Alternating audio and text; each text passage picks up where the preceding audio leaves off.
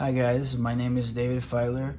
I'm a chemical engineer from UC Berkeley, and if you're here my TED Talk today, it's probably because you're also interested in chemical engineering and in what I'm gonna talk to you. So I advise you to listen up, pay attention, and I'm gonna tell you my story because I'm sure that from my story, there's a lot you can learn about the field. So when I was born in 2003. I was born in Brazil, Rio de Janeiro specifically. So that's where I was raised for most of my life. Um, and during my junior year of high school, I actually moved to America.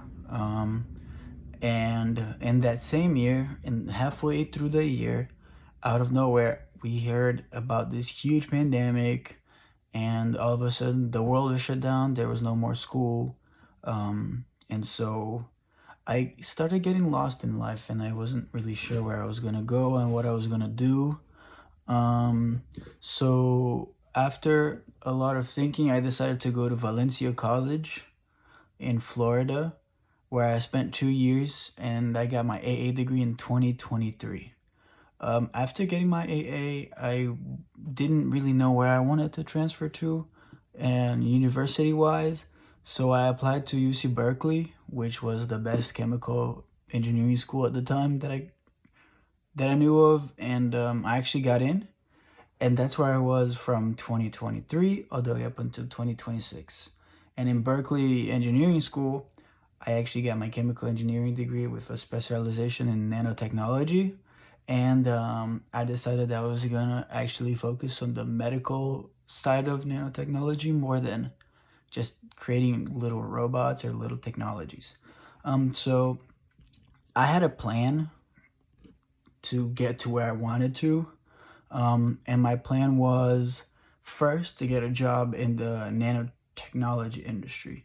So my first job was as a chemical engineer in 2027 in a company called Baus Health Company, where I worked for many years until in 2035. I actually went back to UC Berkeley School of Engineering, and with a team of engineers and medical students, I started working on my own research and my own project that was nanobots that fight cancer. After I did the research and got some money from leverage from old companies, from the old company I worked for, and also from Jensen, which is a what is it called? A medical company. Um, I started manufacturing my own nanobots. But then I was hit with a really hard time in my life, which was I had to refocus on what I was and who I was, and I had to remember what my purpose in life was. And my first main purpose in life since I was very, very young was to save lives and to help as many lives as I can. Because my grandparents died when I was very, very young, or not when I was very, very young. I didn't even meet my grandparents. My grandparents died when my father was very, very young due to cancer. And I was always interested in what they were like and who they were and how they were. And after a long time thinking, I realized that I wanted to help people, and I wanted to be able to help as many people as I wanted and make it as affordable as I could for everybody. So that's when I I was able to succeed, but there's no way you can succeed without challenges along the way. So I had a couple of challenges along the way, and one of them was getting my first job because the nanotechnology industry is actually really young. Officially, um, nanotechnology industry only began in 1986, which, if you think about it in the grand scheme of science and the grand scheme of math and stuff like that, it's actually really, really, really young. And so that was my first issue. After that, when I decided to start my research back up again in my project, it was really, really hard for me to find a team that I could trust and a team that had an ambition and a goal and a purpose that was like mine, because not everybody has the same purpose. It's really hard for you to find someone with even a purpose that is alike yours.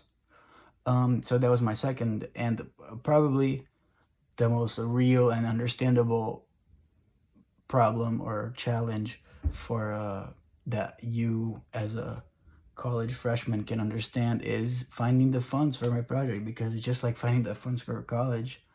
Finding the funds for a project is really hard, especially because nanotechnology is a new field. Like I said, people had a really hard time understanding what my vision was. And after I got the companies to invest in it, it was pretty much a done deal, and all I had to do was assemble my team and start working. So aside from the obvious, which is chemical engineering, it's a name, you learn about chemistry, you learn about being an engineer, and in that is all types of math and biology and chemistry and physics. The more meaningful skills that I learned were teamwork. If you think about it, my first job was with a team of engineers in a company in a very small industry. And then afterwards, I also had to assemble my own team. And dealing with people is really, really hard because everybody's different. Everybody has highs and lows. Everybody has good days and bad days. And so I had to learn how to be more patient with people. And another really useful skill that I learned was how to pitch an idea. I actually paired with a great friend of mine called Arthur Aguiar, that he's a great salesman that I've known for a very long time. And he taught me many, many skills about how to pitch ideas to people and how to make people understand your vision and how to make people understand what you want. And that were the skills. And before I finish, I just want to tell you to always remember, what is your purpose? Always keep your purpose in mind, because if you forget your purpose, you get lost in life. Thank you.